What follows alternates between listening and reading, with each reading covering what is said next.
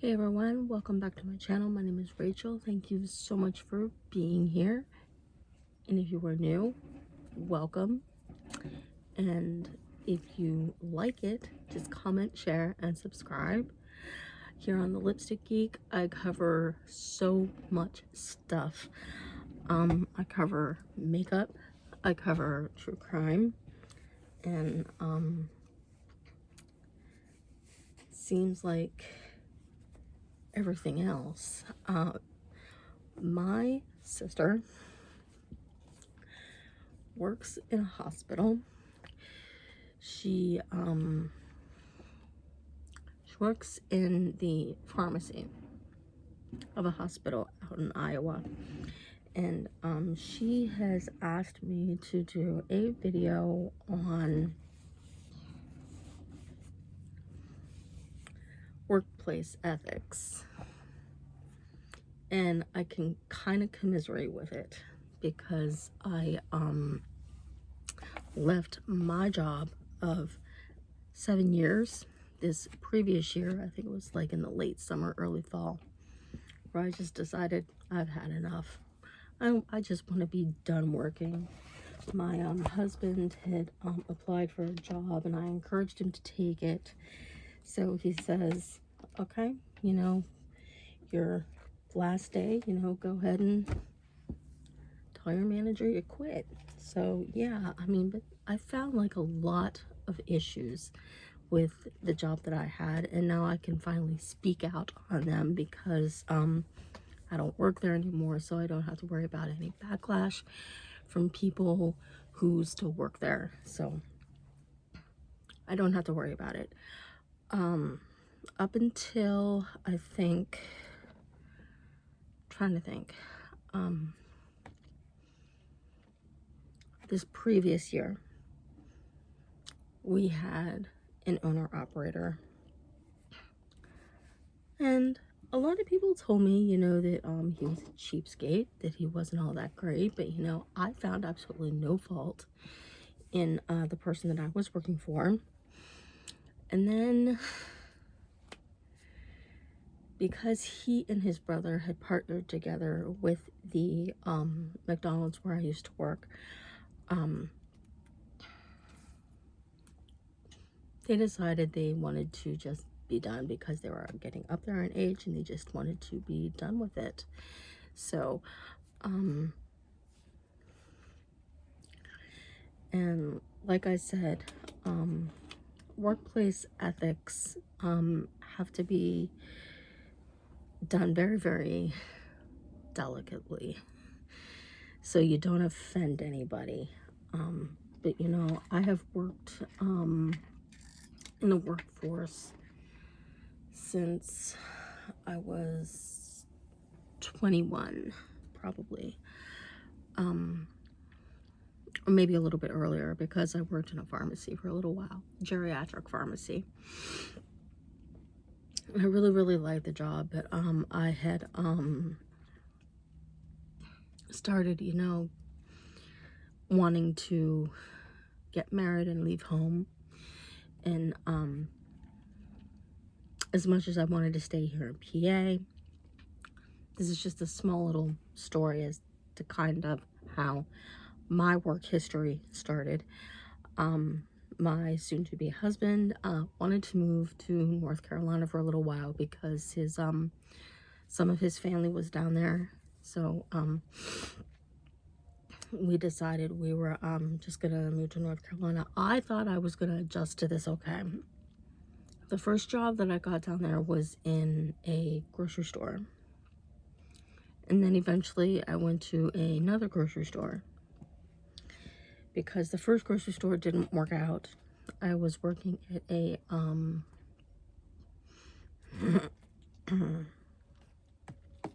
Food Lion, and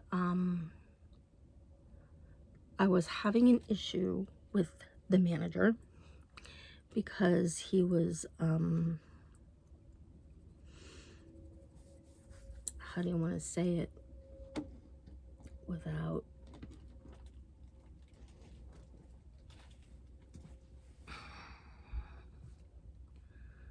well, I guess there's no easy way to say it. He was flirting with me, and he knew that I was married, and he was married, and I'm like, oh, what the heck is going on here? Because I was newly married. I was not a flirt. You know, it's just I was a little unhappy with the situation. I felt, you know, a little uncomfortable with the situation. When you get into a situation like that, it's not comfortable for anybody in that situation. It feels very awkward. And if somebody sexually harasses you like that, it's not cool. And I have been in that situation at least maybe a couple of times throughout my work history. And that's one part of work ethic that I feel is noteworthy and worth talking about, because sexual harassment is a no-no. And also the idea of, you know, trying to, you know, that tick for tack, you know, is like, you do this for me and I'll do that for you kind of thing, you know. It's like, give me a little something and I'll make sure that you get a raise kind of thing. And it's like, I don't think that's right. So let me know what you think. But also recently, you know, my sister and I were talking about this, maybe in the last couple weeks, maybe, because she was having some issues with that, but also with some hypocrisy or some nepotism, so to speak. Big word, but it's basically, you know, when someone else is treated better than another for whatever reason, which isn't right, whether it be, quote, the race card or something else. I mean, I don't really exude on the idea of, quote, the race card, because I know, you know, I would probably get a lot of hate on that. So I won't go too far with that. But a lot of people seem to think that, you know, the idea of like, I'm advancing because the manager thinks better of me kind of thing, you know, or I'm doing something that you might not agree with, but I'm doing it because someone told me to do it, type of thing. But you know, a lot of places nowadays, it's like there are too many chiefs and not enough Indians. It's like there's too much of the management going on and not enough of the work to go around. It's like somebody tells you one thing and then someone else tries to tell you another thing. It's like, hey, one person, it's like, you can't, you know, like, pull me in different directions. I'm not an octopus. I don't have 8 legs. So, I've been through that, and I'm trying to think.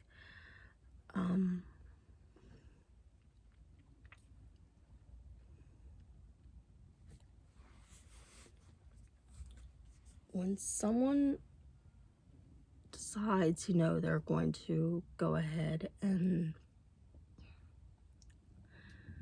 rub it in your face, you know, it's like, I'm advancing because I'm kissing someone's butt, you know, so to speak. It's like, that's kind of something that is kind of an issue, and it's not something, you know, that should be done. But you know, we find it a lot in the workplace, and I feel that it's like my sister, you know, keeps telling me, you know, it's not right, and it isn't. I mean, if you think, you know, kissing someone's butt is going to get you anywhere. I mean, that's, if other people think, that that's okay, whatever. But if you know by your moral standards that that is poor work ethic, you're right. Because that is, by moral standards, really not a good idea. The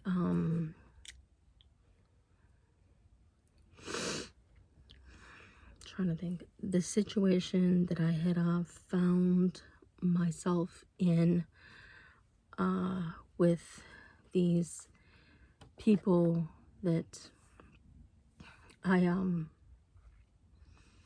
started working with when the old owners sold to the new owners this McDonald's that I was working for, and I'd worked there for 7 years. And it's like all of a sudden, they're taking people and just driving them into the ground. I mean, yeah, you're there to do a job, but it's like you don't need to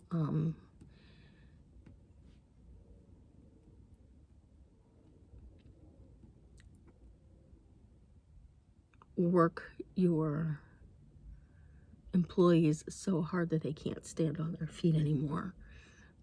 I'm not going to say that's bad work ethic, but it's kind of, like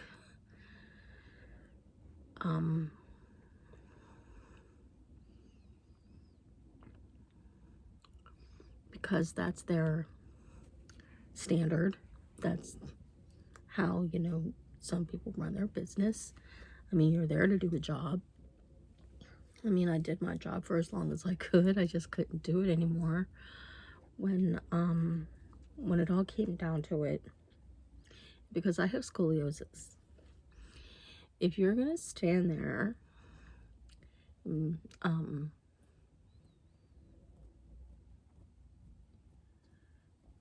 treat me like I am just another number, and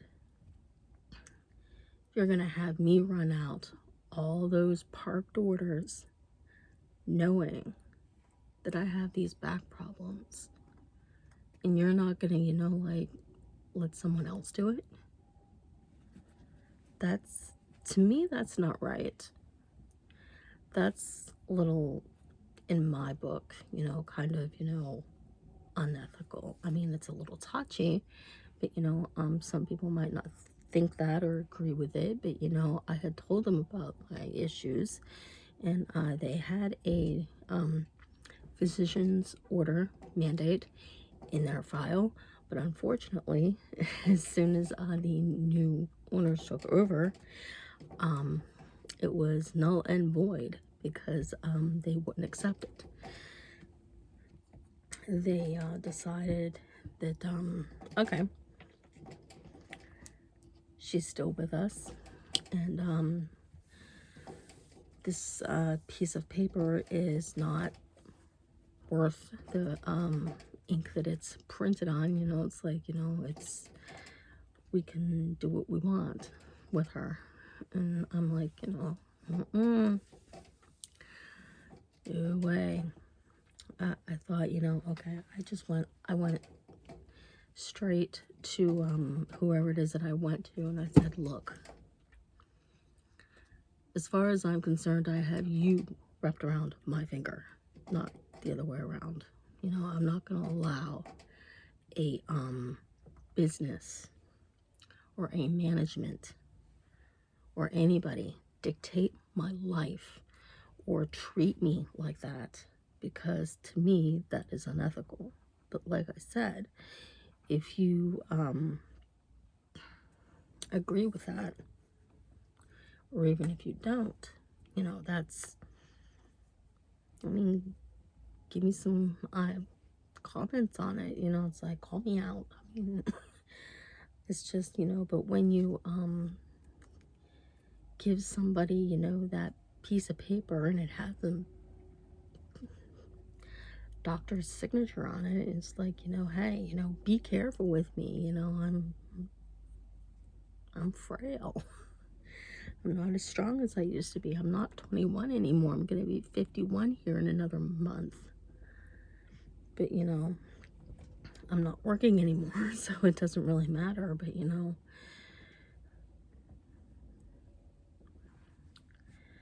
when you think about the way people talk either with you or at you or down on you,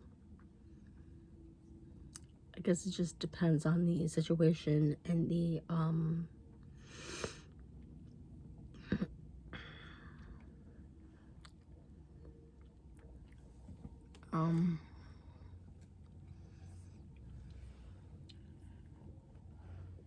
conversation that you're having with this person, I guess you could say, depending on that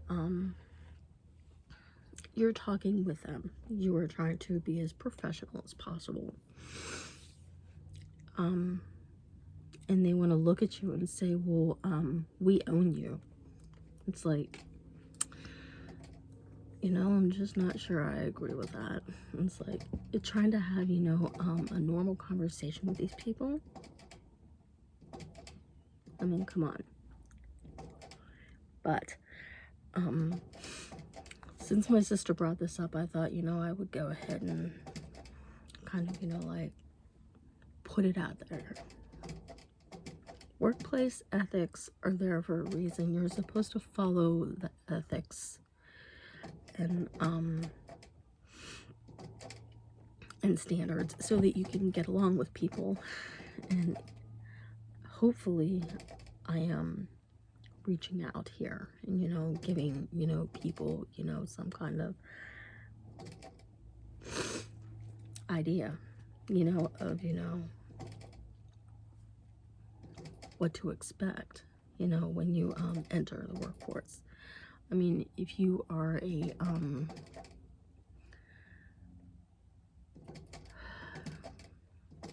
like if you're a 19, if you're like a late teen, you know, or getting up into your 20s, and you're starting your first job, you know, hey, you know, this is what you might need, you know, workplace ethics, you know, those nepotisms, you know, that's kind of not right.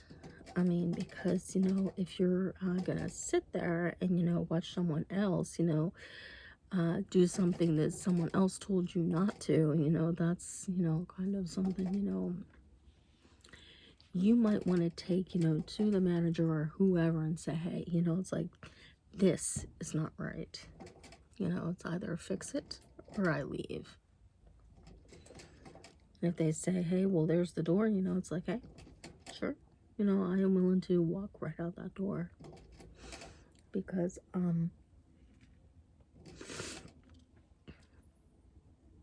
when people tell you to do one thing and then someone else tells you to do another, and then someone else gets you into that catch-22 of like, you're doing your job and someone else is doing something else, and someone is, you know, not pulling the load, it's like, hey, you know, what the heck?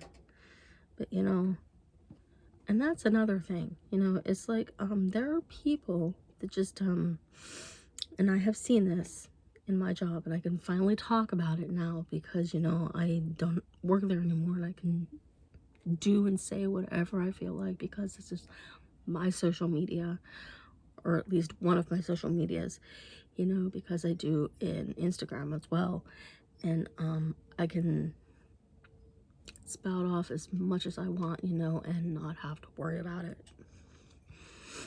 And when people have to pull you aside and say, hey, you know, you don't have to, you know, like talk about your job on social medias, you know, this is a little improper, you know, because I've been told that at least twice when I was working. And I said, well, with all due respect, that's my social media platform, and, you know, if you want to get technical about it, but, you know, I didn't push it because I didn't want to get myself fired because I needed my job at that time. So, but if you find yourself in a situation, you know, if you feel it's not worth it, then quit, because it's not worth losing your job. If you can just outright quit, you can always find another job, because there are lots of jobs out there. I mean, especially if you have some kind of education or some kind of, like experience with something. Why not? But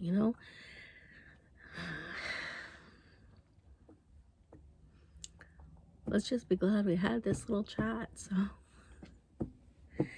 thanks so much, and I will see you soon. And maybe the next time we meet, it will be a true crime. Love you very much. Bye, guys.